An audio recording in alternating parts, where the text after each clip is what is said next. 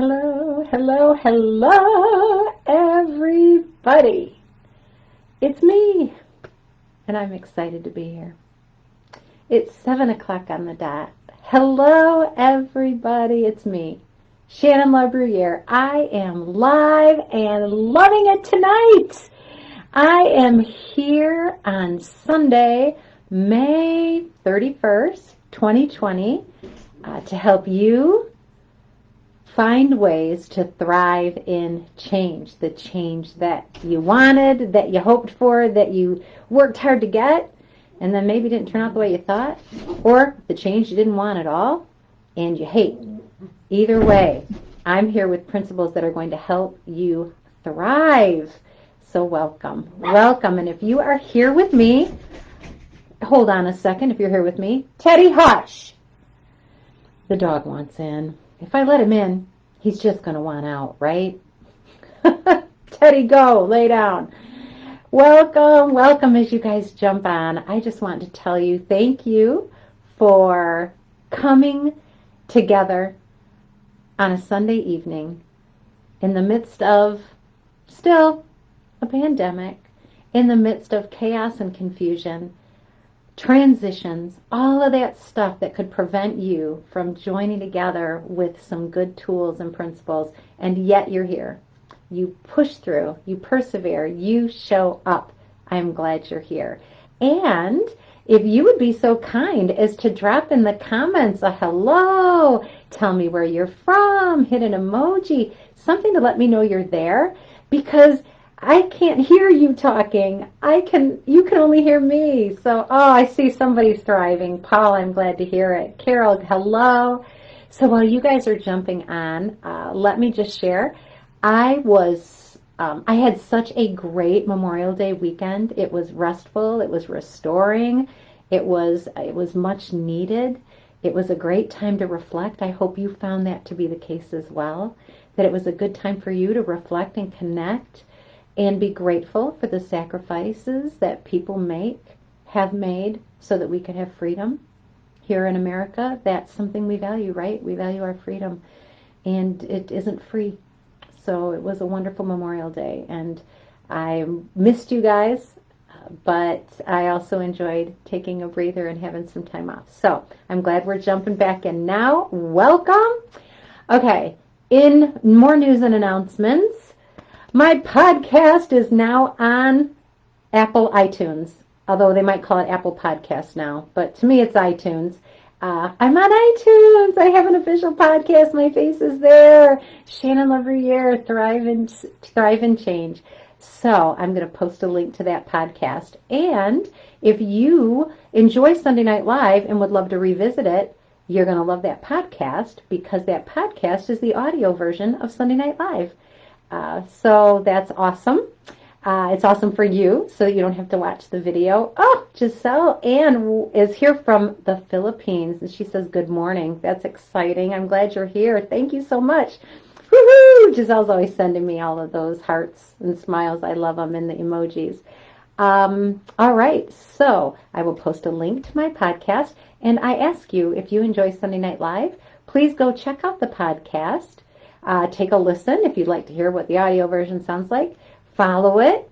Hit like. Give it a great review. 5 stars. 5 stars is what I'm shooting for. I'm honored. I'm honored if you do, and I hope that that's another way for you to be able to connect with good principles in a way that serves you well, because I know not everybody can be here on Sunday nights live, and I know that not everybody can sit down and watch a video for a half hour. So the podcast is a great option for you, and feel free to share that with your friends and tell them how it's impacted your life. Okay, so enough about the podcast. Let's get started. Tonight's Thrive and Change principle is hashtag bring the honor. Hashtag bring the honor. When I was a kid,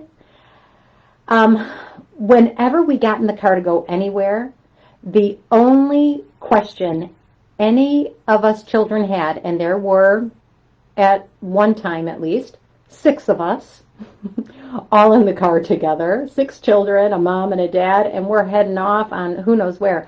And all we could do was ask the question, are we there yet? Are we there yet?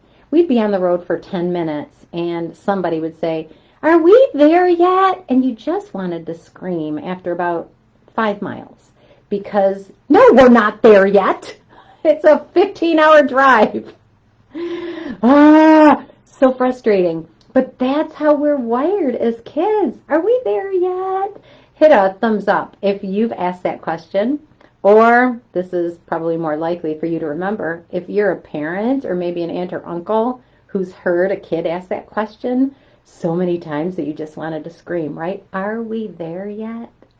Are we there yet? And tonight we're going to talk a little bit about this idea of, are we there yet? That question, am I there yet? When from a young age, we set our sights on the destination, right? Am I there yet? Did I do it yet? Did I make it yet? Did I graduate 6th grade yet? Yes, I did. Woohoo! And then what? Well, we realize, oh, I guess there's more to do, right? And so we keep moving. The question we tend to ask ourselves is, are we there yet? But I want to invite you to consider a different question. I'd like you to consider asking yourself this question instead. How far can I go? It's okay to ask your mom or dad, am I there yet? Are we there yet? When you're on your way to Cedar Point or Six Flags or Disney World. Yeah, that's understandable. But we carry that habit with us into adulthood. And we ask ourselves all the time about our goals. Am I there yet? When am I going to get there? And I just want to encourage you to think about maybe that's not the right question.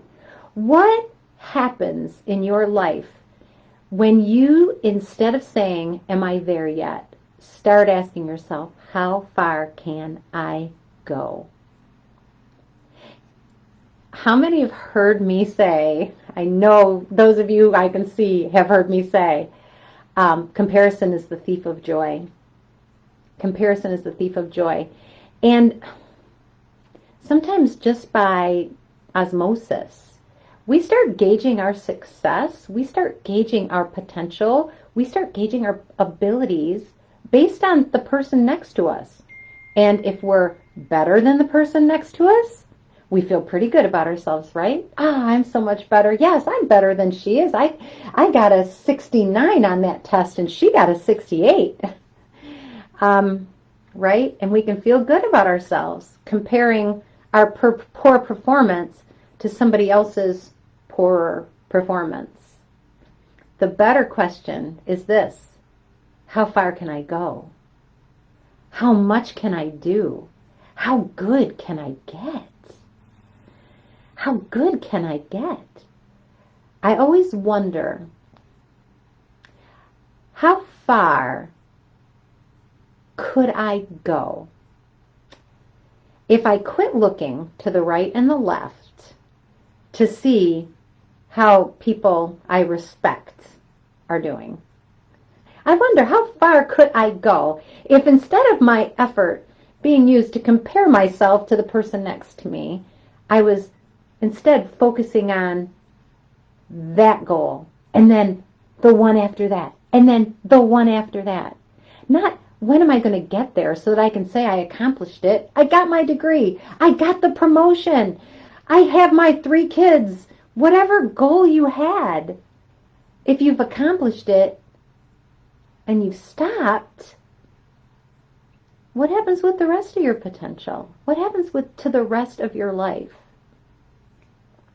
I've really been thinking about areas in my life where I have said, I got there. I spent my whole time thinking, when are we going to arrive? When am I going to get there? When are we going to get there? Instead of me thinking, how far can I go? I thought for years that my goal as a postal worker, from the time I started unloading 70-pound sacks from the back of a semi-trailer, sweating in 90-degree heat plus in a stuffy dock, from the time I started unloading sacks at the Postal Service in trucks, until 23 or 24 years later, when I was in a leadership position in that same organization. My goal was always to get out. My goal was always to get out. When am I going to be finished? When am I going to be done with this section of my life? When am I going to be able to retire? When am I going to be done? I'm not going to lie. I did not ask myself the question when I was a postal worker, how far can I go? I didn't. I don't live in regret. I know that we walk in the level of awareness that we have, and I'm not going to beat myself up for being unaware of my limitations, unaware of how I put a lid on my ability to gain influence in the Postal Service. I didn't ask myself the question, how far can I go? I asked myself, how can I be happy until I arrive at my destination, the day I get to say bye. Some people, every day is a drudge. How far can I go? Doesn't enter their mind. It's always, when will I get there? When will I be better than the person next to me? When will I do better than my parents? Sometimes that's what the bar we've set for ourselves. Am I doing better than my parents? Well, I am, so I've arrived. I'm done. I've answered the question, when will I get there? I'll get there as soon as I'm better than fill in the blank person. Oh, my friend, comparison is the thief of joy. Comparison is the thief of joy. When you set your marker for having arrived based on somebody else's journey, you are robbing yourself of so much joy. The joy of purpose, the joy of possibility, the joy of true success and impact. Because that person's journey isn't yours. It's not mine. I can't compare my arrival to whatever anybody else to the right or left of me is doing. I cannot. Comparison is the thief of joy. When will I get there cannot be based on anybody else's journey. It has to be based on mine. And once I've decided I'm going to walk my journey, I'm going to run my race, now the true powerful question gets to be mine. I get to own it, embrace it. And that is this: how far can I go? I don't want to just get to a goal and then sit there and go, well, now what? Have to come up with a whole new plan. Oh, how far can I go? This was great. This is awesome. Rejoice for 24 hours and then keep going. Keep going. We have so much farther to go. Our potential is truly unlimited. And when we put a lid on it because we're asking ourselves the wrong question, when will I get there? And then we achieve the goal and we discover, this does not feel as awesome as I thought it would. Has that ever happened to you?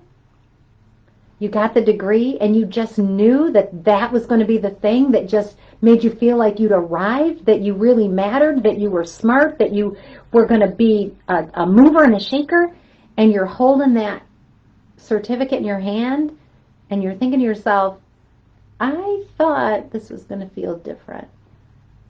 I'll tell you why it didn't. Because it was a destination, not just a stop along the way. It's not too late to start identifying goals, but thinking of them as stops along the way, not ends in and of themselves. How far can I go? That's the question we want to ask ourselves. When we ask ourselves, how far can I go? Our internal GPS starts going, ooh, let's see. Ooh, let's see. And we surpass even our own expectations. It's true. It's true. I'm surpassing mine. I told you before, I didn't even have a dream. I didn't know how to dream, let alone be a person who has my own business, who changes people's lives for the better, who watches their companies transform. I had no intention of any of that happening many, many years ago when I didn't know how to dream, when the only question I knew how to ask was, when am I going to get there? When am I going to graduate so I can get out of the house? What a difference. What a difference the question is, how far can I go? If you've never asked yourself that question, I want you to ask yourself that question today. How far can you go? Because I know you can go much, much farther than the person to the right or the left of you. Much farther than them. You can go much, much farther than you even thought you could yourself. I promise. You can. But you can't do it by asking yourself, when will I get there? And then slowing down to a dead stop once you achieve that goal. Some of you, I can see in our comments, some of you have achieved really great goals. Some of you have left a long career and then gone out and been certified to be a chaplain. You know who I'm talking to. How far can you go? How much impact can you have?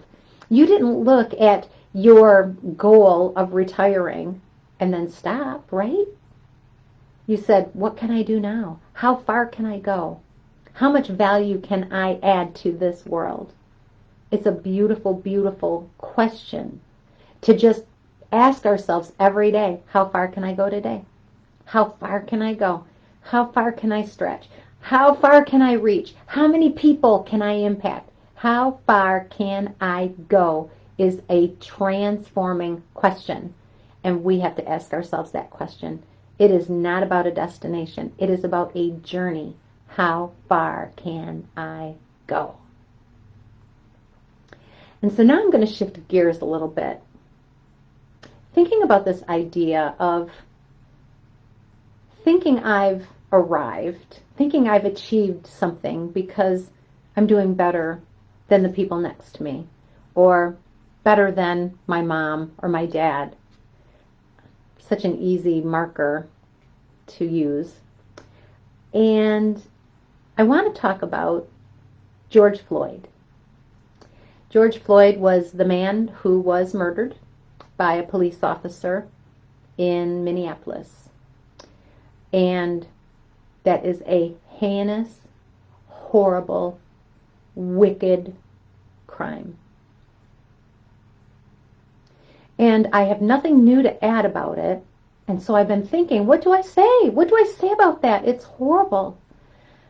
How important is my perspective on that situation? And I wasn't sure what the answer was, to be honest. I don't know how important my perspective on that is to you. But I do know that it's important for me to voice my perspective on it. It's important for me to give you my take, to be honest about how I see it.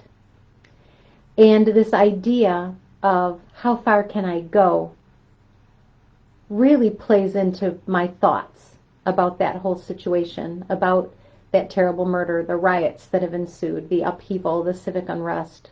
It's serious. It's serious. There's a lot happening, a lot of stuff that's tragic. It's a big deal. That seems like a minimal way to say it, but it's a big deal. So this is what I was thinking as I was meditating, I guess, on it, praying about it, asking God, I don't even know how to feel about all this, or I don't want to feel self-righteous. I don't want to feel like I need to get on a soapbox and start preaching to people. I just didn't know. I don't know where I fit in. But these are the thoughts that I had, and I'm going to share them with you. And I hope that they'll give you a little perspective, maybe a new way to think about it. This idea of how far can I go? My mom and dad, when I was growing up, were not bigots. They were not. And I don't remember them being bigoted at all. I don't remember them saying any terrible racist things. We grew up 2 miles north of Detroit, where all the riots happened. I was 5 when the Detroit riots happened, and I don't remember them being racist even in the midst of a race riot. I remember a lot of other things about it, but that's not what I remember. But I can tell you that as I got older and I didn't see my parents as racist, I could notice some things about them. I could notice that they used some terms for different ethnicities that probably weren't nice. And I noticed that sometimes if they were telling a story, they'd include the term, and then this black person came up, which I noticed because it wasn't really relevant to the story, but I noticed it. And so when my mom would tell me, she's not bigoted, and I believed her, when we grew up, she wasn't, I could still see some evidence of bias. When we would go over to my grandma and grandpa's house, they would say things sometimes that when we got in the car, my mom would say to us, now, I don't want you to think bad of grandma and grandpa, but what they were saying about those people down the street, that wasn't how we look at people. We don't call people names, and we don't look at them like that. We treat them like individuals. My mom would say that. She noticed that about her parents, that, and they weren't bigoted. My grandfather was one of the most welcoming old guys I ever knew. He didn't care who you were or what you looked like, and as a child, this is what I saw. So my grandparents, my grandpa was probably born in 1918, and so his parents had been alive during the Civil War. And so my grandpa felt like he was a pretty open-minded person. And when I saw him, not so much. And then my mom was a lot more open-minded than her dad was. She could easily tell me where my grandpa and my grandma were not quite as open-minded as they wanted us to think. She could easily see that in them. And so she would explain it to us so that we weren't impacted by it, right? But she didn't notice her own biases. And then I think about me. And as I'm watching all of this unfold, the story of blatant racism, in my opinion, yeah, it was pretty blatant. And if it were a one-off, it wouldn't be racism. It would be terrible murder. But it isn't a one-off. There's a lot of other people in the same boat that were killed for no good reason. Overreacting people. And so I look at myself and I say, I've arrived because I am far more open-minded than my mom was. She thought she was awesome, and I could tell she wasn't. But me, I'm great. I don't have any biases at all. And what I didn't realize is that I have probably built a little fence around what a non-bigoted, open-minded person I am. I've arrived. And once I've arrived, I'm going to put down some stakes, right? I'm going to sink my roots in. Here I am. I am the perfect example of a non-racist person. Thank you very much. And I've been asking myself the wrong question. I've been real content to be who I am, to see these really complicated issues of race and disagreement and viewpoints and diversity, and it's all very complicated to me. And I've been really content to say, you know what, I'm a lot better than my mom was. I'm a lot better than that. So, whew, I'm good. And that's the wrong marker. Our marker in these cases like this, with these difficult, challenging, heart-wrenching incidents and conversations that happen after, things like a man's death being captured on film, that's a big deal. And it's not time for me to sit back and rest on the fact that I know what I believe about race. I know what I believe about diversity. I know what I believe about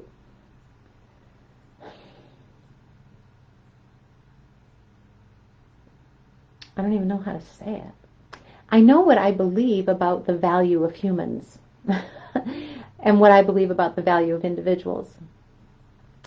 And what I'm now starting to ask myself is, how far can I go in my understanding of what other people are going through? How far can I go in understanding what their challenges are, where they're coming from, what they battle? Like Stephen Covey says, and I love this, it's one of the 7 habits of highly effective people. Stephen Covey says, seek first to understand and then be understood. I have felt like I understood.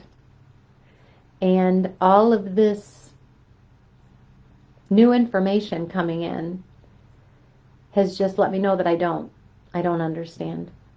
I don't get it. And I want to. I want to do better. I want to move forward. I don't want to just be better than the generation before me.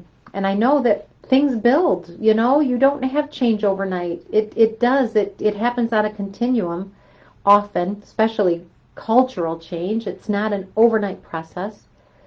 But I want to be a part of the change that makes things better. And I don't even know what the definition of better is, but I know what it's not. And the death of George Floyd doesn't need to happen again to anybody ever. What role do I play in that? I don't know. But I can tell you this. I'm starting to believe that I have a role.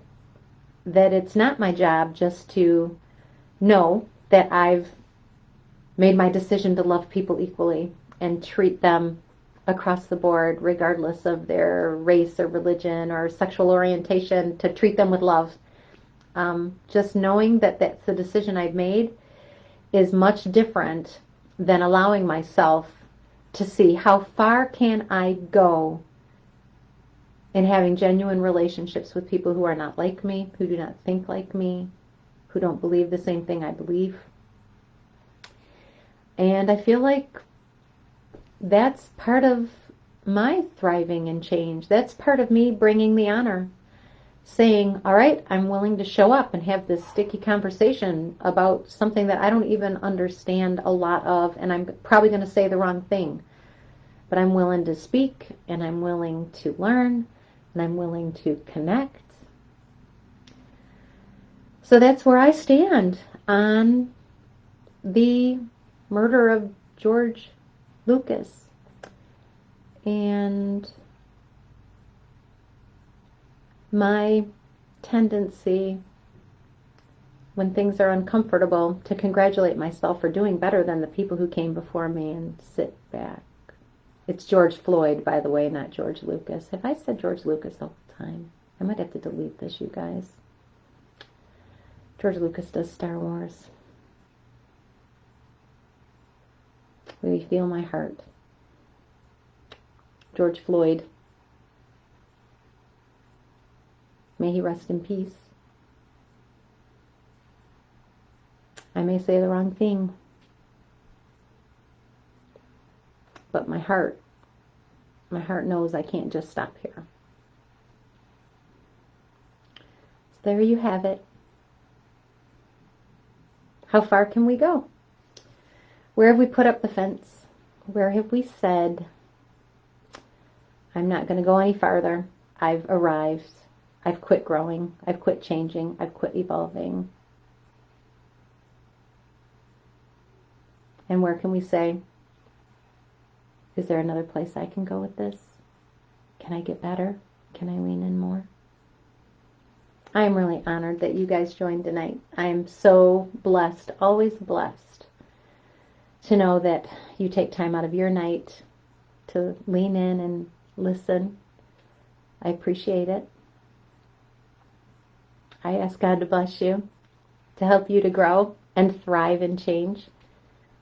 Bring the honor to every situation The honor says, I'm a person of potential and promise, and I am called to live into that.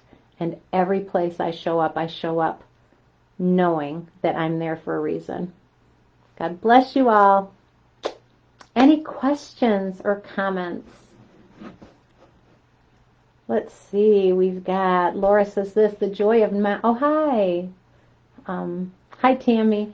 Laura says this, the joy of now, missing this moment because we're looking for something better than what we have now. Yeah.